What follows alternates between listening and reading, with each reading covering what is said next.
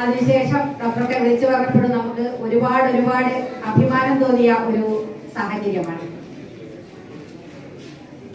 വളരെ റിസ്ക് ആയിട്ടുള്ള ഒരു വെല്ലുവിളി ഏറ്റെടുക്കാൻ ഒരു ആശുപത്രിയും അതുപോലെ തന്നെ ഒക്കെ തയ്യാറായതിന്റെ ഒരു അനന്തര ഫലം കൂടിയാണ് നമുക്ക് ഇന്നിവിടെ ഇങ്ങനെ ഇരിക്കാൻ സാധിച്ചത്.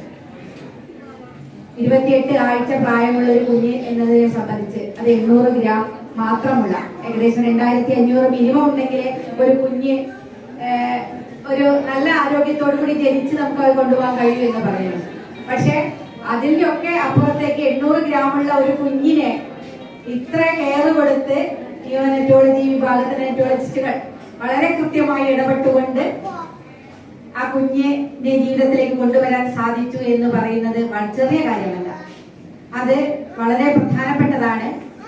എനിക്ക് തോന്നുന്നു ഈ ഹോസ്പിറ്റൽ വന്നതിന് ശേഷം ഏകദേശം 4000-ത്തിലധികം പ്രസവങ്ങൾ എടുത്തു കഴിഞ്ഞു, ഡെലിവറി ഇവിടെ നടന്നു എന്നാണ് അറിയാൻ സാധിക്കുന്നത്.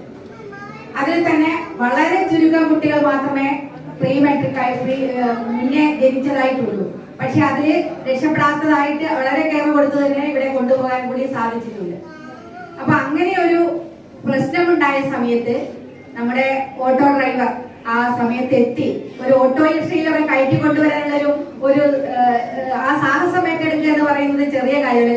പലരും തയ്യാറാകില്ല, അത് പറ്റില്ല എന്ന് പറഞ്ഞ് ഒഴിഞ്ഞു മാറി പോകുന്ന ഒരു സാഹചര്യം നമുക്ക് കാണാൻ സാധിക്കാറുണ്ട്. പക്ഷെ അതൊന്നും നോക്കാതെ ഒഴിഞ്ഞു മാറാതെ ആ ഏറ്റെടുത്ത് എങ്ങനെയായാലും കൊണ്ടുപോകാം. പ്രത്യേകിച്ച് നമുക്കറിയാം ഈ റോഡ് എന്ന് പറയുന്നത് ഇപ്പൊ ഒരു കുഞ്ഞിനെയൊക്കെ ഇവിടെ എത്തിക്കുക എന്ന് പറയുന്നത് അതിസാഹസമാണ്, വളരെ സാഹസമാണ്.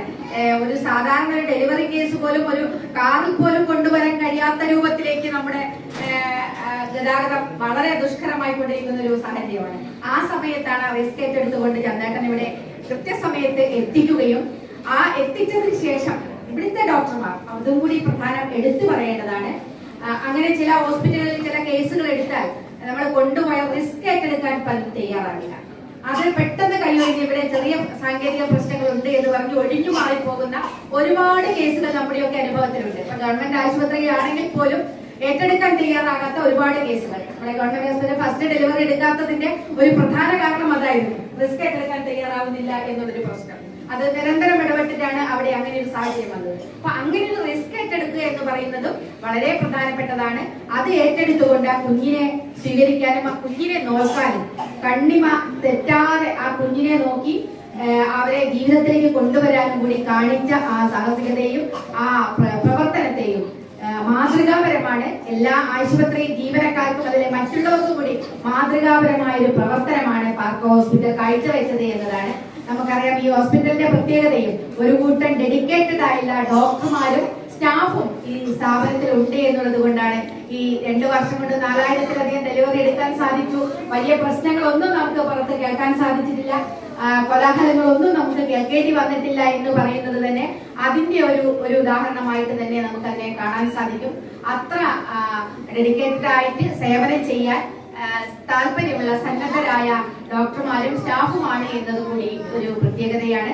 അതൊക്കെ തന്നെയാണ് നമുക്ക് അഭിമാനമായി നമ്മുടെ കുഞ്ഞ് ഇവിടെ നമ്മുടെ മുന്നിൽ ഇരിക്കാൻ സാധിച്ചത്. അതുകൊണ്ട് ഇത് ഈ നാട്ടിലെ നമ്മുടെ ഈ വടകരയ്ക്ക് തന്നെ ഒരു അഭിമാനമായ നിമിഷമായിട്ടാണ് ഞാനതിനെ കാണുന്നത്. ഇത്രയും ഒരു നല്ല മുഹൂർത്തത്തിൽ അത് മാത്രമല്ല